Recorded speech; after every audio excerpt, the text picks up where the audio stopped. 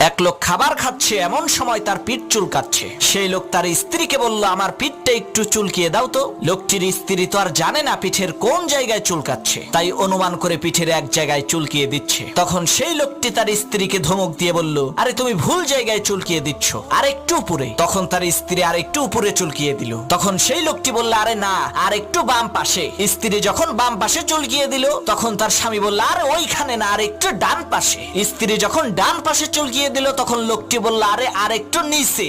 এত কথা বলার পরেও স্ত্রীর হাত সঠিক জায়গায় যেয়ে চুলকাতে পারলো না। তখন সেই লোকটির স্ত্রী বলল, নিজের হাত দিয়ে চুলকাও, সঠিক জায়গায় চুলকাতে পারবে, অন্যের হাত কখনোই সঠিক জায়গায় পৌঁছাবে না। ঠিক একই ভাবে আল্লাহর কাছে কিছু চাইতে হলে নিজেই চাও। ভাড়া করা হুজুর দিয়ে চাওয়াই কোনো লাভ নাই, সে তো আর জানে না তোমার চুলকানি, তোমার সমস্যা কোথায়।